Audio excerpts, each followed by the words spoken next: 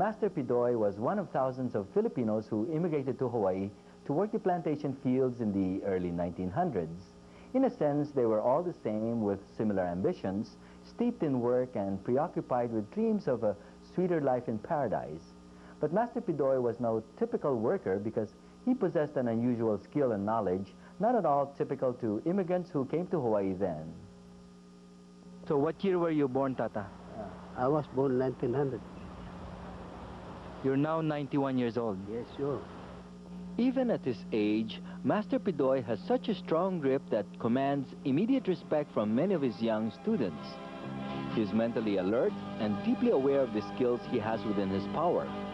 He's one of a few Filipino old-timers whose special knowledge had been for a long time protected secrecy.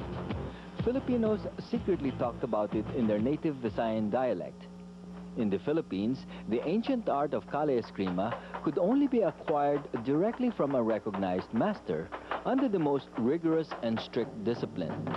It was a form of defense developed through tribal combat among warring barangays in the pre-colonial period. Influenced by the Arabs and the Chinese over a span of 2,000 years, Eskrima became the indigenous martial art of the Philippines. I come from Ormoc, Leyte. When I was 6 years old, I then think about the Filipino martial art. From bitter, I go to the mountain to find who the one, the Escrimador in the mountain that can teach me. So,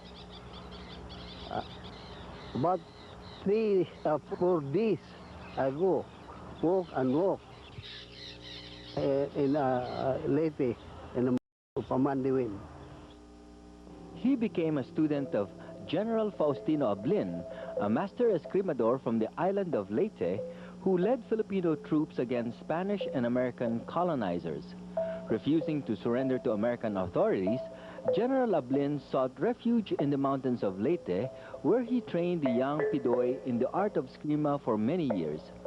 During those times, Eskrima was banned and outlawed, and anyone caught practicing the art was put to death.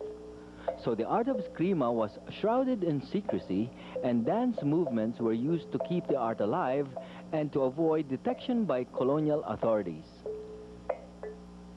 So the old men come over about 6 o'clock in the morning. They get shocked. Said, "Hey, small boy, how come you come over here?" See, nobody can come this place over here. Yeah. Because plenty is dangerous animals, especially the snake. What is your purpose? He said, to come over here. He said, my purpose to come over here is to find the one who can teach me about the Eskrima, the self-defense. The young Braulio Pedoy was instructed by his master, General Ablin, to go to every island in the Philippines to learn different styles of Eskrima. When he completed this task after several years, he left the Philippines for the islands of Hawaii. So I arrived over here in 1924 also in Hawaii. How old were you? Yeah, I was 24 years old. You know the depression time, huh? It's only $1 a day. I don't want to work in a plantation. So I began go to the mountain again. Yeah, I stayed there for 3 years in the Manukia mountain. I pray and pray a lot to our Lord Jesus Christ to help me. So I began to think to open the school in Waipahu in 1961. So after that, I go all over the island, around the island, to demonstration. And then, after I complete around the island, I go Malukai and Lanai, see, to demonstrate over there in the small island. So after that, we go Kauai. Yeah, my movement is Derobio. Mine is always defense behind the blow. Fighting by defense is Master Pedoy's style, called Derobio, which basically means hitting from behind the opponent's blow rather than in front. I kicked, straightforward kick and a straightforward punch. He hit both of my hands and leg at the same time. I said, wow, this is something new to me. I gotta learn this. Can you teach me?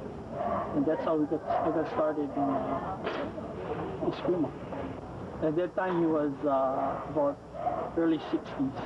First school was Pedoy School of Eskrima by Pahu branch. And then from there, we blended out into many schools, not only in Hawaii, but in the mainland at this present time.